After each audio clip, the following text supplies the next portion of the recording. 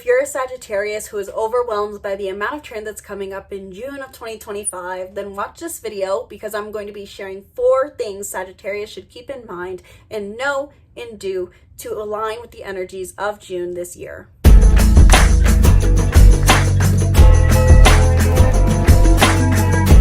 Hello and welcome back to the channel, Sagittarius. I'm Isabel, your spiritual rebel friend, and today we are talking about 4 tips for you to align with the energies of the stars in June of 2025. I've been hearing a lot recently that there are a lot of astrologers sharing a lot of information, and people easily get overwhelmed by the transits, which is justified because there's a lot. And so I wanted to take a moment to distill, or at least attempt to distill, the information of the stars of this month into simple advice for you. And if you want to go deeper into how exactly this month will play out for you, I encourage you to book a reading down below. But I'm going to make this very short, very simple, hopefully, and I would love to hear your feedback down in the comments below if this advice helps you, and if there's anything that you would change, if there's anything that would help you more tips, less tips, more screen overlays, all the things. Let me know your feedback down in the comments below.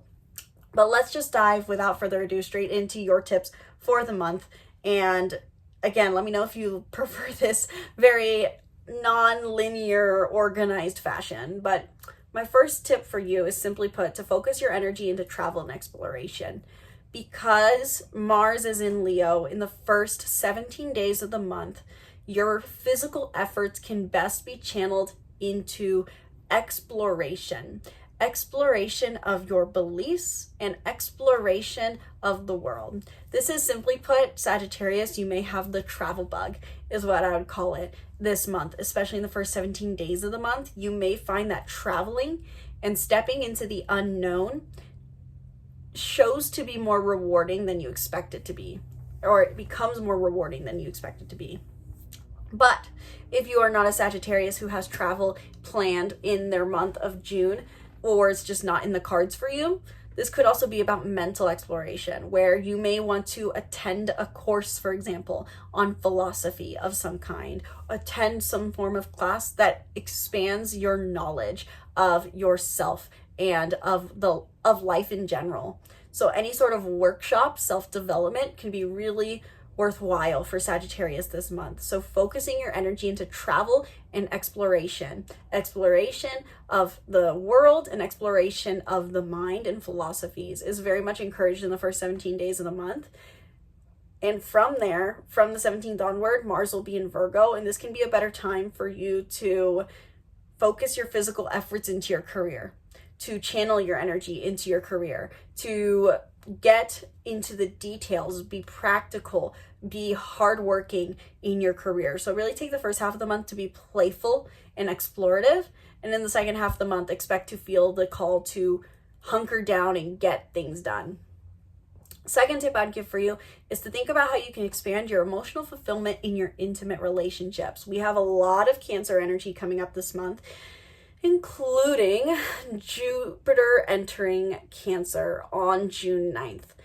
And this is a call for you to expand how much emotional fulfillment you receive and are capable of giving in return in your intimate relationships. Your intimate relationships being your romantic partnerships, your close friendships, your vulnerable relationships. Any relationship you have that is somewhat vulnerable, you're expanding your emotional fulfillment and awareness and capacity here. So ask yourself, how can I expand my emotional fulfillment here?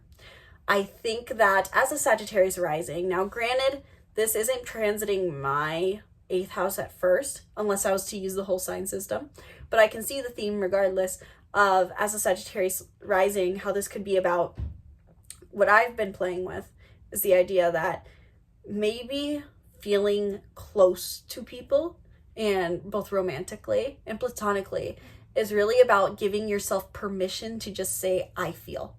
Whether it's I feel scared, I feel happy, I feel sad. It's a level of radical, simplistic, emotional honesty that can feel uncomfortable for many. But can you expand your capacity for emotional receiving in relationships simply by sharing how you feel?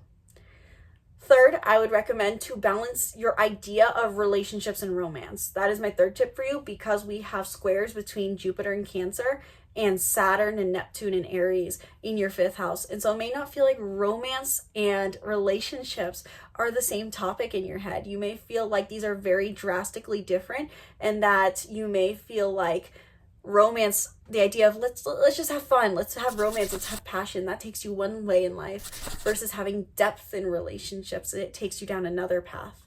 And you may have to ask yourself, where do I balance these ideas? When do I just pursue lighthearted romance for the sake of life enjoyment, versus when do I cultivate relationships for the sake of depth and closeness and intimacy with life?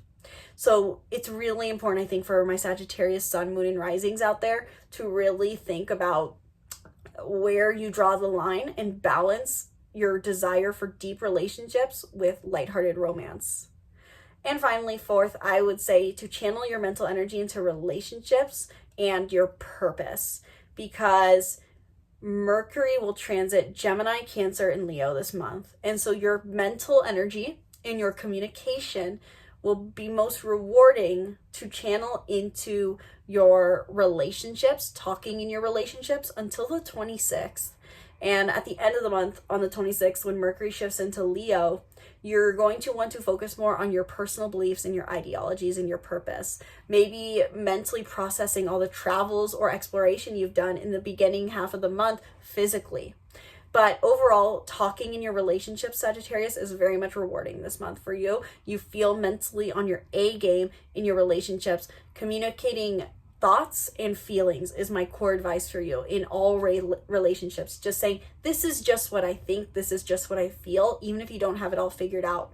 Gemini and Cancer are both like toddlers in the zodiac, because they're the first round of energies, a first round of air energy, first round of water energy. And so embracing a very simplistic style of expressing your thoughts and feelings can be very rewarding this month.